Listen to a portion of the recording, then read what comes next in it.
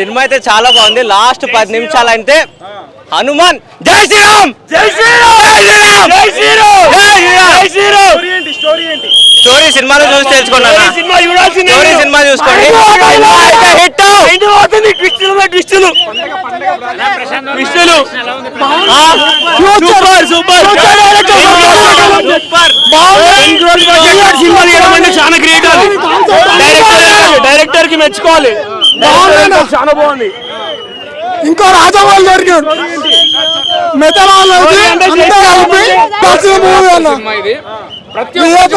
అన్ని కానీ బాగుంది.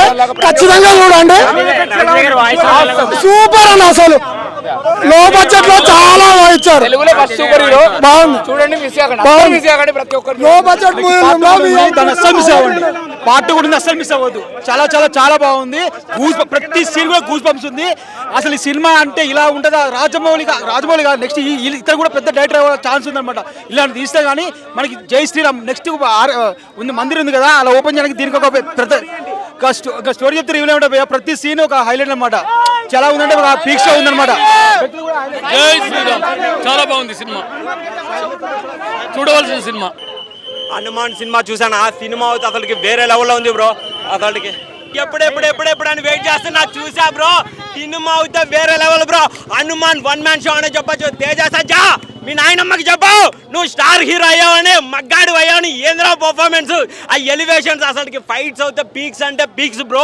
అసలుకి సినిమా ఈ విధంగా ఉంటుందని నేను ఎక్స్పెక్ట్ చేయలేదన్నమాట.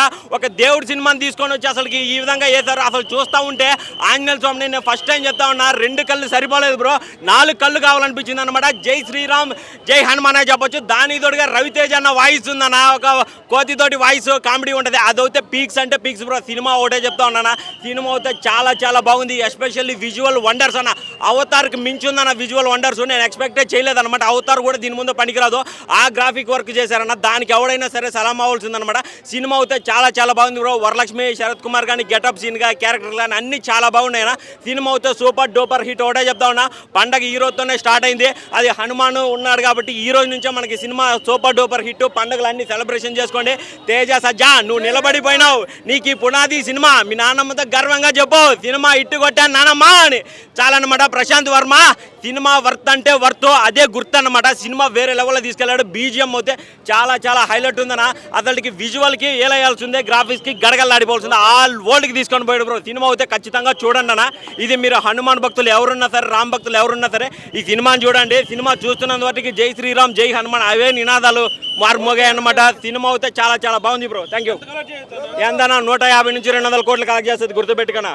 బోరింగ్ కూడా ఏం లేదు సార్, మంచిది. సినిమా చాలా బాగుంది. సినిమా పేరు తగ్గట్టే కరెక్ట్గానే బీజం కానీ విజువల్సే కానీ బాగున్నాయి. సెంటిమెంట్, డ్రామా, యాక్షన్ కూడా బాగుంది. ఎవ్రీథింగ్ బాగుంది. పేరుకు తగ్గట్టు హనుమాన్ అంటే హనుమంతునిలాగానే కరెక్ట్ చేసిండ్రు. చాలా బాగుంది, పర్లేదు. సంక్రాంతికి అయితే బ్లాక్ బాస్టర్ జై హనుమాన్ పక్క. చాలా బాగుంది. అన్ని ఎక్కడ బోరింగ్ లేదు, చాలా బాగుంది. కరెక్ట్ స్క్రీన్ ప్లే కానీ అద్భుతంగా చాలా బాగా వచ్చింది. హనుమంతుని అయితే చాలా హైలైట్ అండి. ఇక చెప్పలేదు, మాటలేదు, చెప్పడానికి వస్తలేదు.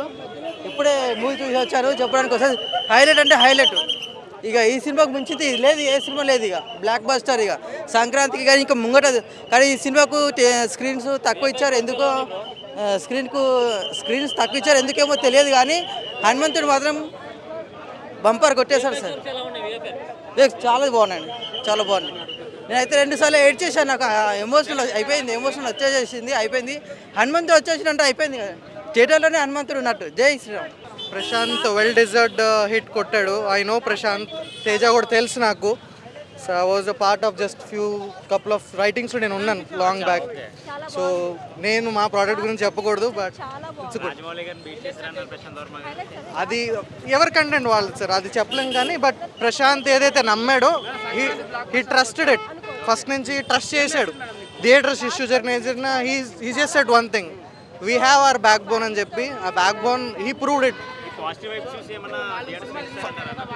అది నేను కామెంట్ చేయలేను, బికాజ్ ఇట్స్ అవర్ ప్రోడక్ట్. మా ప్రోడక్ట్ గురించి మేము చెప్పలేము, బట్ హీ డిజర్వ్డ్ ఇట్.